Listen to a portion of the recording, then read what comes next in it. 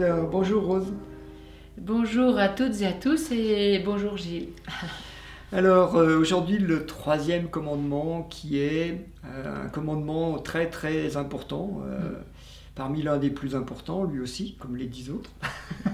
Tu ne blasphémeras pas, tu n'utiliseras pas le nom de Dieu pour invoquer le mal, tu ne diras pas du mal, en gros.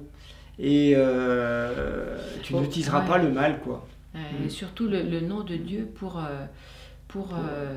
je me souviens, mon père, il disait, et ça me faisait peur, parce qu'il avait des grosses mains, il était assez fort, et quand on recevait une claque, ça faisait très mal. Il disait au nom de Dieu, et quand il était très en colère, et là on avait intérêt à partir se cacher, parce que sinon c'est sûr que ça allait être terrible. Et donc ça, moi ça m'a marqué, c'est ça, quand on dit quelque chose au nom de Dieu, il faut faire attention à ce qu'on met derrière. Et si on est en colère et si on est contre, ça peut être très dommageable parce qu'on invoque, la puissance divine, la puissance de la vie. Hein. Oui. Alors, on va commencer doucement avant d'aller dans ce registre.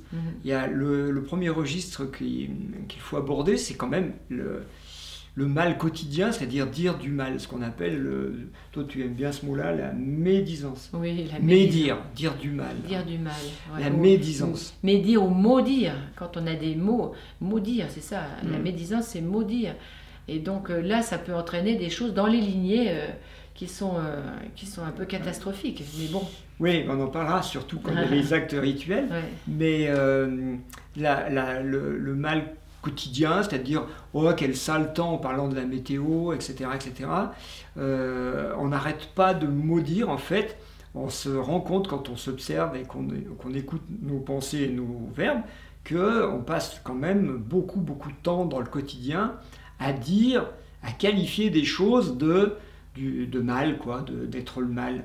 Et puis même si on le dit pas, les pensées aussi sont très puissantes. Donc quand je pense, je dis, et si je le fais, là c'est évidemment c'est très puissant, mais attention déjà à toutes nos pensées qui en ce moment sont dérangées et décalées. Les gens ont peur et voient des films glauques, et donc ça fait partie aussi d'un cinéma, et la vie n'est pas ce glauque-là. Oui, et puis dans les réseaux sociaux, on voit bien qu'il y a quand même, c'est un jeu. C'est devenu un jeu de dire du mal et de faire du mal aux autres, de nuire, hein, avec l'intention même de ricaner, de se moquer, de nuire. Et on voit même qu'il y a des gamins qui arrivent à se suicider à cause de cette pression sur les réseaux sociaux, par exemple. Mais il n'y a pas que ça, dans les médias, les politiques, l'économie, partout. Et puis individuellement, on a tendance à voir ce qui va mal, on a tendance à voir et à insister sur tout ce qui va mal. Notre tête, notre mental insiste sur l'ombre et ne voit pas la lumière. Je mets un petit peu un jeu de mots comme ça, mais... Oui. Ouais. Et alors donc pourquoi le troisième commandement dit il vaut mieux pas faire ça. Il te dit il vaut mieux pas faire ça. Alors, avant d'aller dans les choses plus graves où on invoque le nom de Dieu, on en parlera après, mais déjà dans la médisance quotidienne, pourquoi il vaut mieux ne pas faire ça? Tout simplement parce que quand on parle, notre intention et notre verbe vont créer quelque chose dans l'univers. Et actuellement, si on regarde la planète, comment elle fonctionne, on voit que l'humain est vraiment capable de créer du mal, parce qu'il n'y a rien qui marche correctement. Partout où l'humain veut mieux régir la nature, la société, enfin que la nature elle-même. Par exemple, faire mieux que Dieu d'ailleurs. Ben oui, si on parle de l'agriculture, on voit bien qu'on en a déjà parlé avec les intentions de tuer des insecticides, des pesticides, de tout ça. On voit bien que l'humain est capable de créer du mal. Et dans la nature par exemple. Et comme il mange les produits de la nature, eh bien ce mal il l'ingère après. Et ça lui fait du mal à l'intérieur qu'on appelle une maladie. Et la plupart des maladies modernes sont dues à tout ce qu'on avale et tout ce qu'on respire, parce que nous avons créé, par notre pensée et notre médisance, notre verbe, nous avons créé des choses que l'on appelle le mal. Et il y a beaucoup d'auteurs qui disent que le mal est une invention de l'homme, parce que un animal n'est pas capable d'avoir une pensée de mal, ou de tuer, ou de nuire. D'ailleurs, dans le jardin ou dans la nature, il y a toujours un catalogue des nuisibles les nuisances, les mauvaises herbes, les animaux qu'il faut détruire, les parasites, alors que je pense qu'ils ont autant leur place sur la planète les uns les autres, et que la vie est certainement faite pour se réguler, certainement comme les lapins, quand il y en a eu trop, il y avait une maladie, etc. Donc il y a une régulation naturelle. Oui, et on le sait, bon, quand on va aller plus loin que l'agriculture, si on va sur les guerres par exemple, on sait que les pays qui se veulent du côté du bien, comme l'Amérique par exemple, ont toujours besoin d'avoir un ennemi désigné qui va être l'incarnation du mal. Qui va justifier d'ailleurs. Ça va être le Vietnam, le communisme, puis après c'est les pays islamistes, maintenant c'est les pays, c'est la Russie, après ça sera la Chine. De toute manière, à partir du moment où on désigne le mal dehors, en général ça cache une intention, je veux dire pas très claire, de vouloir être le bien. Pourquoi vouloir être le bien? Pour vouloir être innocent, et là il y a une des 3 cadavres qui est là, c'est la demoiselle blanche qui dit « Moi je suis innocent, donc les autres sont forcément noirs, puisque moi je suis blanche. » En fait là, ça revient à vouloir avoir le pouvoir sur la vie, donc à se mettre à la place de Dieu. En résumé, ça fait quand même ça. Oui, mais ce qui est intéressant, c'est que la notion de mal ne semble pas exister dans la nature. Alors pourquoi l'homme est confronté au mal, et pourquoi il le fait exister? Ça, c'est une autre question qui mériterait d'être débattue, parce que en fait, si le texte dit « faites attention à ne pas créer le mal », le texte ne dit pas que le mal n'existe pas. Il ne dit pas que le mal n'existe pas. Non, il dit qu'on a le pouvoir de le créer en invoquant Dieu d'ailleurs. On a le pouvoir de le créer et de se créer des maladies et des mal-être. Alors, on peut imaginer, dans certaines traditions disent ça, c'est que si l'homme est capable de créer le mal, un jour il se rend compte qu'il est aussi capable de créer le bien. Et à ce moment-là, il va faire le choix, et c'est pour ça que l'âme, qui pèse la balance entre le bien et le mal, l'âme terrestre, à un moment, elle se dit, finalement, ce truc-là que je mange, c'est pas bon, je vais prendre ce truc-là qui est bon. Donc à un moment, elle va faire un choix conscient de choisir le bien. Et l'histoire de l'évolution humaine, apparemment, ça serait d'arriver à choisir en pleine conscience, individuellement, chacun pour nous, qu'est-ce qui est bien, qu'est-ce qui est mal. Et à ce moment-là, ça veut dire qu'on a tous la conscience éveillée du bien et du mal. Hein, le jardin d'Éden, le fruit défendu. Quand tu dis, en fait, il me vient une remarque, en faisant les soins, il y a toujours une chose, un moment d'un soin, la remise à zéro, en fait, toujours le moment où l'âme s'incarne, et là, il y a un problème, parce que nos âmes, en s'incarnant, n'ont pas eu la conscience qu'elles s'incarnaient dans le féminin et le masculin. Bref, ça c'est mon histoire, mais quand on dit du mal de ses parents, et on ne fait que ça pendant une grande partie de notre vie, oui mais mon père était comme ça, oui mais ma mère, en fait c'est comme si on disait du mal sur les principes féminins et masculins. C'est la même chose, ce sont juste des fractales. Et donc si on dit du mal sur les principes, on maudit sur les principes, c'est comme si on disait du mal sur Dieu. Et donc les deux principes, au lieu de créer la vie, décréent, se dissocient, se divisent, n'ont plus leurs principes puissants. Et donc là, la maladie arrive entre les deux. Et ça, c'est étonnant de voir ça tout le temps. Et donc de faire attention à son verbe, à ses pensées, observer que les autres font ce qu'ils peuvent pour nous enseigner, même si c'est douloureux. Mais ce sont des enseignements importants. Et puis ne plus dire du mal en fait, observer leur réaction, et c'est le problème des autres et pas le nôtre, ne pas le prendre en fait. Oui, alors ça c'est un premier niveau, donc si on ne veut pas périr par l'épée, il ne faut pas tuer par l'épée, si on ne veut pas recevoir le mal, il ne faut pas l'envoyer. Ça c'est déjà du bon sens. Mais il y a un deuxième niveau qui est précisé dans certaines traductions, tu n'invoqueras pas le nom de Dieu pour le mal. C'est-à-dire tu ne vas pas faire un rituel sacré, parce qu'invoquer le nom de Dieu, c'est faire un rite sacré, pour quelque chose de mal. Parce que là, sinon, tu vas avoir un méchant retour de bâton, selon la traduction. Hein. Ça, on l'a bien vu quand on faisait les soins lignés au moment de l'Inquisition. Ce qu'on a découvert, l'Inquisition, entre 20 générations et puis plus de 30 générations au Moyen-Âge. Au Moyen-Âge.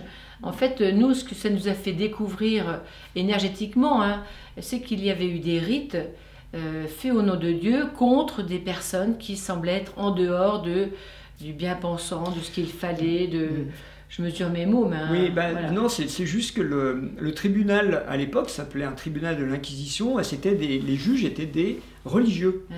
Donc quand ils rendaient la justice, ils la rendaient au nom de Dieu, et pas au nom de l'État français, si vous voyez la différence. C'est pas pareil, rendre la justice au nom de l'État français et rendre la justice au nom de Dieu, c'est pas du tout pareil. Quand on rend la justice au nom de Dieu, on invoque le nom de Dieu, et l'Inquisition a condamné des hérétiques et à brûler des femmes, Des sorcières, femmes, ouais. au nom de Dieu. Et donc ça fait une empreinte qui va perdurer dans les générations. C'est ce qu'on a trouvé. Une malédiction. Une malédiction. Du mal dit. Et ça va faire une empreinte énergétique. Il y a plusieurs types d'empreintes énergétiques que nous on appelle paranormales ou magie noire, peu importe. Mais ce sont des gros mots. Mais à partir du moment où on fait un rite en invoquant l'esprit, en invoquant Dieu, et que c'est dans une intention de nuire. Eh ben, le problème, c'est que la personne qui est visée peut recevoir cette injonction, si elle se sent concernée, hein, mais c'est la personne qui fait ce rite qui va, elle, être obligée de venir défaire ce rite. Et là, au niveau énergétique, ce que je dis, ce que je fais, un jour ou l'autre, je devrais venir le réparer ou remettre la vie. Et donc, attention, parce que faire des rites comme ça, on s'engage soi-même, comme si on était créateur d'autre chose que de la vie, et on devra un jour répondre de nos actes. Ça s'appelle le karma. Oui, le texte est très clair là-dessus. Et d'ailleurs, dans toutes les traditions, on a toujours dit, attention, ne faites pas n'importe quoi avec l'invisible, ne faites pas n'importe quoi avec le monde des morts, par exemple. Il ne faut pas jouer avec ça. Dans la Bible, c'est écrit, c'est une abomination de parler avec les morts, de faire des trucs comme ça. Il y a plein de textes qui nous mettent en garde, non pour pas avoir du pouvoir. Bien sûr, c'est toujours dans une intention de pouvoir, c'est ça le problème. Et puis même si ce n'était pas officiellement une intention de pouvoir, l'acte lui-même entraîne des conséquences. Et c'est ça que le texte dit. Le texte dit, attention, si vous faites ça, c'est pas que c'est expérimenté, hein, ça. Vous allez juste recevoir un effet de retour très violent. Et oui. Parce que on n'invoque pas le nom de Dieu comme ça. Voilà, donc ce troisième commandement, il est quand même très très puissant et très très d'actualité. Il met en garde. Ouais. Parce qu'en ce moment, justement, on voit ça partout. D'ailleurs, il y a comme une remontée de chansons, de rites, même qui sont exposés à la télévision lors de cérémonies. Pendant l'Eurovision. Donc voilà, sans nommer, il y a comme quelque chose qui remonte et les gens pensent que c'est anodin, c'est une mode. Et là, on est au fond du sombre, où on va dans le sombre. Il faut qu'on reste éveillé et ne pas nourrir ça. Et vraiment observer ça, mettre sa conscience. Pour transformer ça, il faut être lucide. Rester centré. Et ne pas ni être pour ni être contre, parce qu'on va renforcer, ne pas mettre la main dedans, observer que certaines personnes sont happées par ce système-là, parce qu'elles croient que c'est ça la vie, elles croient que c'est par là, et voilà, c'est comme ça, mais ne plongeons pas dedans, parce que sinon c'est facile. Ouais. Oui, c'est la mode, la tendance actuelle, parce qu'on est dans une phase de destruction de notre modèle social, de notre modèle sociétal. Et donc, pour détruire, on fait du mal, quoi, ça fait du mal. Et les gens qui invoquent ce mal et qui médisent et qui invoquent le mal, directement, il y en a qui se tatouent des choses comme ça. Hein. D'ailleurs, au Bataclan, quand il y a eu l'attaque, à ce moment-là, pile, le groupe était en train de chanter quelque chose où ils invoquaient justement le diable, Satan. Et donc, c'est pas la première fois qu'il y a des choses comme ça qui se passent. Et puis qu'il y a des phénomènes où des centaines de personnes meurent, hein, d'ailleurs. Et c'était une invocation à. Donc, attention, c'est puissant. N'invoquons pas l'ombre. Et vaut mieux focaliser sur la lumière et puis créer comme le commandement précédent pour s'en nourrir et avancer dans la vie. Je préfère.